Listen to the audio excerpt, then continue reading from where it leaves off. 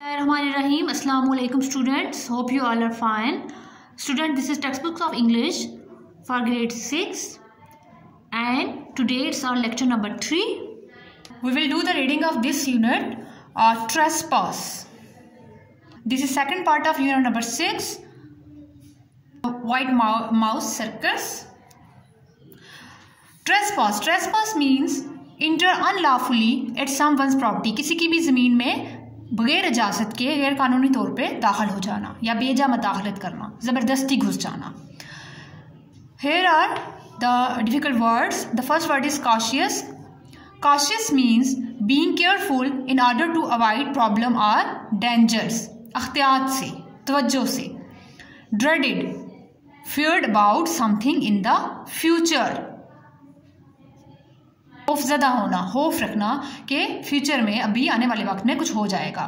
Gained, arrive at a destination और obtain, पहुंचना. Not mean nothing, कुछ नहीं.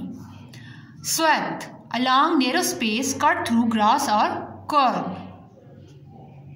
किसी भी मीडो को, ग्रास को, सब्ज़ागाह को काट के रास्ता बनाया हुआ हो तो उसको बोलते हैं swathe.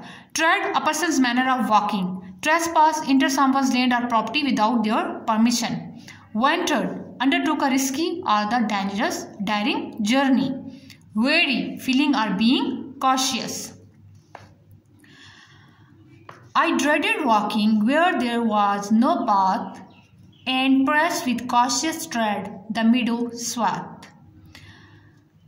The poet says, I dreaded walking where there was no path. About an old man who entered in someone's property without his permission. And now he says, अब वो old man जो है उसकी क्या कैफियत है, उसकी क्या एक्सप्रेशन है वो डिस्क्राइब कर रहा है. That I dreaded walking, I feared, dreaded, feared about something, कि खौफ है मुझे, डरा हुआ हूँ, खौफज़दा है वो. Walking where there was no path, जहाँ पे चलने का कोई रास्ता नहीं था. And pressed with a cautious tread the meadow swath. And pressed with the cautious tread, और मैंने बहुत cautious tread again person's manner of walking, चलने का तरीका, कि बहुत सोच समझ के अख्तियात से केयरफुली मैंने कदम रखा. the meadow swath, उस सब्ज़ागाह में, उस चरागाह में के रास्ते में जिसको काट के रास्ता बनाया गया था, बहुत ही cautiously जो है मैंने कदम रखे. And always turn to look with wary eye, और हमेशा जब भी मैं वहाँ दाखिल होता तो क्या करता, ऑलवेज टर्न टू लुक, इधर उधर मुड़ के देखता. With wary eye, wary again cautious, अख्तियात से, केयरफुली, इधर उधर में ज़रूर नज़र डाल के देखता. And always fear the owner coming by, और हमेशा मुझे खौफ रहता. किस बात का खौफ रहता, कि owner of this property will be coming by, कि इस जगह का मालिक जो है वो अभी ही आ रहा होगा, यहीं कहीं होगा, आ रहा होगा, तो ये मुझे खौफ रहता. Yet everything about where I had gone appeared so beautiful, I ventured on. के कहता है कि जहाँ मैं चलता जाता, जिस पास पे, जिस रास्ते पे, तो जो भी चीज़ थी रास्ते से गुजरती, सारा उसका जर्नी जो है, उसका सफ़र बहुत अच्छा था, हर चीज़ बहुत खूबसूरत दिखाई देती थी. आई वेंटेड ऑन, और अगरचे वही बात है कि ये ट्रेसपास था, कि किसी की जगह में वो विदाउट परमिशन, बगैर इजाज़त के दाखिल हो गया था, तो वो जाहिर है वो रिस्की जर्नी हुआ. So ventured, undertook a risky journey, खतरनाक, खतरे वाला सफ़र. लेकिन बावजूद, क्योंकि हर चीज़ को इतनी प्लेजेंट, इतनी अच्छी लगती थी कि वो इस अपने सफ़र को जारी रखता था, मतलब कि वो चलता रहता था. And when I gain the road where all are free, और जब मैं फिर इधर से गुजर के कहाँ जाता, रोड पे आ जाता, जहाँ पे अब रोड पे क्या था, वेयर ऑल आर फ्री, सब लोग आज़ादाना घूम रहे होते, इधर उधर सब वहाँ पे सब आज़ाद थे, घूम रहे थे, इधर उधर फिर रहे थे. I fancied every stranger frowned at me. I fancied, imagine, तो मैं इमेजिन करता या ख्याल करता, मुझे ऐसा लगता कि हर जो स्ट्रेंजर है फ्राउंड एट मी, वो मुझे, फ्राउंड गुस्से वाली नज़र, एंग्री लुक, गुस्से से देखना, तो मुझे क्या है, वो गुस्से से देख रहा है, घूर रहा है. अब ये वो जो ओल्ड मैन था वो खुद से वो सोच रहा था, एज्यूम कर रहा था, उसको ऐसे लगता था कि अब मैं रोड पे आ गया हूँ, तो यहाँ पे भी मुझे ऐसा लग रहा है कि हर अजनबी आदमी, यानी कि रोड पे, सड़क पे जो जो इधर उधर गुजर रहा है वो मुझे गुस्से से देख रहा है. And every kinder look appear to say, और अगर कोई मेहरबान शख्स जो है, कोई काइंड हार्टेड पर्सन है, वो गुजरता है तो वो उसको नरमी से, आहिस्तगी से उसको क्या कह देता है, you have been on trespass in your walk today, कि आज आप चलते चलते कहाँ आ गए, ट्रेसपास पे आ गए. Trespass mean being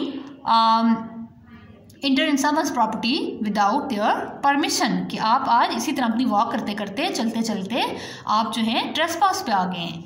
I have often thought the day appeared so fine, how beautiful is such a place for mine.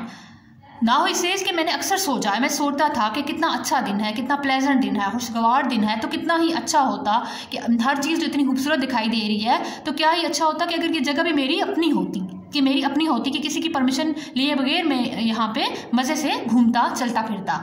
But having not I never feel alone, लेकिन क्योंकि मुझे पता कि मेरा कुछ भी नहीं है, मेरी ये जगह नहीं है, नॉट मीन नथिंग, मेरी जगह नहीं है, तो मैं किसी की प्रॉपर्टी को जो है अपना नहीं कह सकता, कि ये फेयर बात नहीं है, अच्छी बात नहीं है, अच्छी चीज़ नहीं है कि किसी दूसरे की जगह को मैं अपना कहूँ। John Clare is the name of the poet who has written this poem about the walk of an old man.